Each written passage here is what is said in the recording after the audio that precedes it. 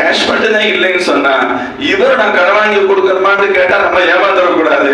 நீ கடன் வாங்கியாவது கொடுத்துதான் ஆக வேண்டும், அது உங்கள் மீது கடமை என்றுதான் நாம் அவர்களுக்கு சட்டம் சொல்ல வேண்டும். அதே போன்று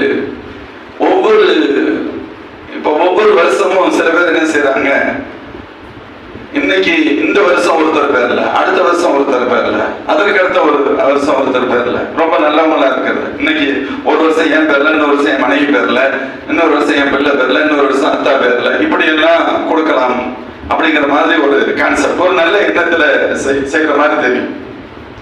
பொதுவாக இதற்கு முன்பு ஒரு சிறிய ஒரு சட்டத்தை தெரிந்து கொள்ள வேண்டும். குர்பானி யார் மீது கடமை என்று வருகின்ற பொழுது ஷாஃபி ரஹ்மத்துல்லாஹி கருத்துல சொல்றாங்க, ஃபேமிலிக்கு ஒண்ணு போதும் அப்படிங்கிற ஒரு கான்செப்ட் அப்படியே உலகிட்டே இருக்கு. குடும்பத்துக்கு ஒரு குர்பானி போதும் அப்படி சில பேர் சொல்லுவாங்க. குடும்பத்துக்கு ஒரு குர்பானி போதும், 4 பேர் இருப்பாங்க, எல்லாத்துட்டையும் வசதி இருக்கும், ஒரு குர்பானி ஒட்டே ஒண்ண கொடுத்துட்டு மேட்டரை முடிச்சிடலாம் அப்படிங்கிற எண்ணம் வரும்.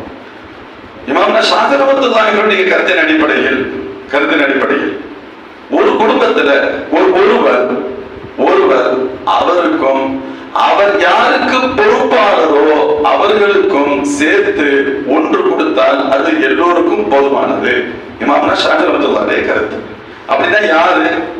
ஒரு கணவன், மனைவி, சிறு பிள்ளைகள், பெரிய பிள்ளைகள் கணக்கில் வர மாட்டாங்க, அவன் இண்டிவிஜுவல், சிறு பிள்ளைகள், இவங்களுக்கு சேர்த்து ஒருவர் கொடுப்பது கூடும் என்பது இமாம் ஷாஃபி ரஹ்மத்துல்லாஹி கருத்து. நாம் பெரும்பாலான ஹனஃபியாக்கள் நம்மை பொறுத்தவரை ஜகாத்துடைய நிசாப் யாரிடமெல்லாம் இருக்கிறதோ அவர்கள் மீதெல்லாம் கடமை.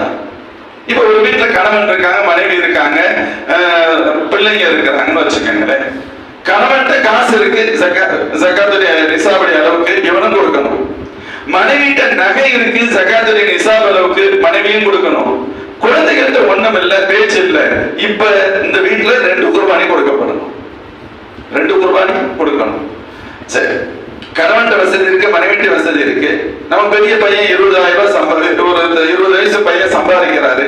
அவர் கையில இப்பதான் ஐடி ஃபீல்டுக்குலாம் போனா 40,000, 50,000, 60,000 சாதாரணமா சம்பாதிச்சிடறாங்க. அவர் கொடுத்துட்டோம், அவருக்கு கொடுக்காமையே ஒரு 1 லட்சம் 2 லட்சம் ரூபாய் கையில வச்சிருக்கிறாரு. அவருக்கும் கடமை. யார் மீதெல்லாம் ஜகாத்து கடமையாகி விடுமோ, ஜகாத்துடைய நிசாப் இருக்கிறதோ இவர்கள் ஒவ்வொருவரும் கொடுக்க வேண்டும். ஆனா இப்ப ஒருத்தட்ட அவர் யார்கிட்டயுமே காசு இல்லை, யார் மீதுமே கடமை இல்லை. கணவன்கிட்ட காசு இருக்கு, மனைவிட்ட நகைகள் எதுவுமே இல்லை, கணவன் மீது மட்டுமே கடமை. மனைவிட்ட மட்டும்தான் நகை இருக்கு, பொருட்கள் இருக்கு, கணவன்கிட்ட ஒண்ணுமே இல்லை, கணவன் மீது கடமை இல்லை, மனைவி மீது கடமை. யாரிடத்தில் ஜகாத்துடைய நிசாப் இருக்கிறதோ அவர்கள் மீது குர்பானி கடமையாகும்.